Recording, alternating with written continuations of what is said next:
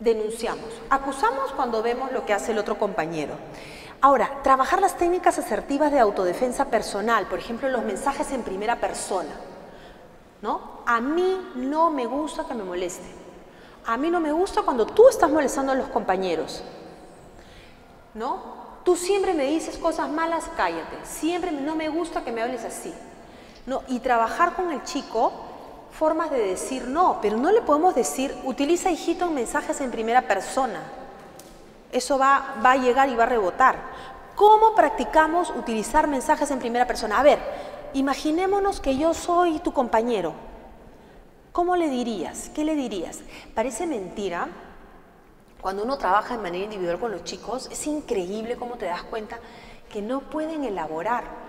El otro día estábamos justo en un tallercito y hay una niñita en ese taller que no puede defenderse, efectivamente, tiene dificultades para defenderse, ¿no? Y era el tema, ¿no? Entonces estábamos ahí hablando, ¿no? Y ya, vamos, ¿qué vamos a decir para defendernos? Entonces la chiquita, todos decían, a mí no me gusta que me golpees, que me patees. A mí no me gusta que me patees. Y la niñita, 5 años, decía así, a mí no me gusta que me patees, ¿no? O sea, no podía decirlo. Entonces ahí se trata de reforzar y de trabajar y de repetir y de hacerlo y dilo como un juego y ahora lo vamos a decir, ¿no? Como con la muñeca, y tenemos que orientar también a los padres de familia para que les enseñen y también enseñarles el escudo de seguridad, ¿no? A veces hay niños que son muy sensibles, les dicen como por ejemplo chato y no se sienten, es una tragedia. Entonces trabajamos el escudo de seguridad imaginando, ¿no?, que estas palabras me van a rebotar. Esto funciona para casos de agresión inicial, ¿no? El tema con los agresores del trabajo de dilemas morales, por ejemplo, ¿no? Fomentar este ambiente estimulante, plantear 2 dilemas. Imaginémonos que tu mamá, ¿saben cómo es trabajo con dilemas morales, no? Que tu mamá tienes que comprar una pastilla y esa la va a salvar a tu mamá, pero no tienes plata y ves de pronto la farmacia y está ahí justo la pastilla. ¿Qué haces, no? Entonces ahí vas trabajando dilemas morales, el razonar sobre situaciones, traer casos, ¿no? Plantearle también a estos muchachos, asumir roles, que se frustren. Los chicos tienen que frustrarse también, ¿no? Y las normas y acuerdos reeducativos. Todo tiene que estar escrito con lápiz y papel, todos los acuerdos. Con el agresor tiene que estar, o sea, la regla tiene que ser general, se tiene que declarar en positivo.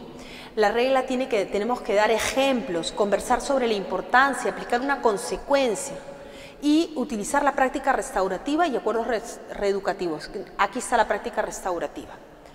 La práctica restaurativa tiene que ver con qué cosa puedo, esto funciona mucho con los agresores y eso lo tenemos que aplicar. La práctica restaurativa es qué cosa puedo hacer yo para reparar el daño, ¿no? Y el grupo es el garante de que el alumno está reparando el daño.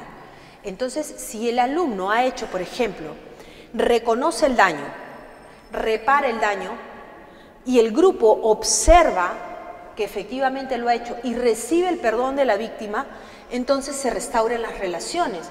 Pero si hay 2 alumnos que están agrediendo, ¿no? y simplemente lo siguen haciendo y no reparan, entonces ahí no va a funcionar porque la víctima va a sentir que siempre lo molesta.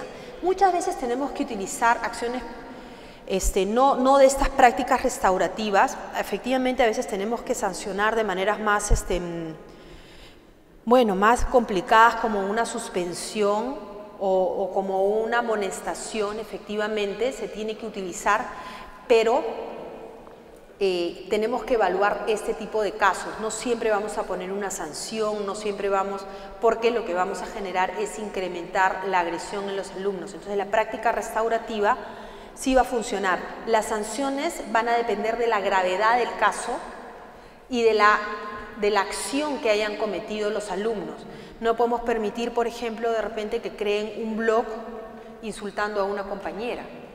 Eso, por ejemplo, ¿cómo restauras eso? Eso no lo puedes restaurar. O sea, puedes utilizar la práctica restaurativa, pero no necesariamente, aparte tienes que tener algo que el alumno tenga determinadas consecuencias por la acción que ha hecho, ¿no? No sé si ustedes han visto, si les ha pasado en sus colegios, pero crean una página donde todos mencionan que odian a una compañera o se inventan cosas de esta compañera. Hasta blogs, crean, yo he visto hasta blogs, es impresionante. Esto, a la práctica restaurativa, les sugiero que revisen un poco más, ¿no? El círculo de amigos. Esa es otra técnica que funciona también bastante. Generamos dentro del grupo estos amigos que se van a ir apoyando, van a apoyar a la víctima y van a ayudarlos y les enseñamos a solucionar conflictos. Ahí trabajamos, por ejemplo, bueno, no es un tipo de mediación, pero sí puede ser más o menos parecido a un tipo de mediación. Ayudamos a que solucionen conflictos, ¿no? De diferente tipo, y frente a una situación de acoso y de bullying, el hecho de que sean amigos también nos va a permitir nosotros como docentes saber lo que está ocurriendo, porque estamos armando círculos de amigos donde estos amigos se van apoyando mutuamente y van enfrentando determinadas situaciones. Los círculos de amigos funcionan muchísimo, y también en algún momento tenemos que evaluar la necesidad de derivar. O sea, hay casos que tenemos que derivar porque definitivamente no hacemos intervención en los colegios. Entonces, tenemos que saber, pero para llegar a esto sí tenemos que haber agotado todos los recursos también, ¿no es cierto? Y el observador, es muy importante trabajar con el observador porque son la mayoría y ellos necesitan sentirse seguros, pero para poder trabajar con el testigo tenemos que evaluar qué tanta conciencia tiene sobre lo que ocurre y qué tanto posicionamiento moral tiene ante los hechos. Nosotros tenemos que seleccionar a aquellos alumnos con los cuales realmente podemos trabajar, porque moralmente sí son chicos muy conectados, y también que ellos también conozcan formas para intervenir. Ya hay 3 reglas básicas para trabajar con los alumnos, como no debemos agredir a los otros, debemos ayudar a quienes son agredidos, debemos integrar a quienes se les deja de lado.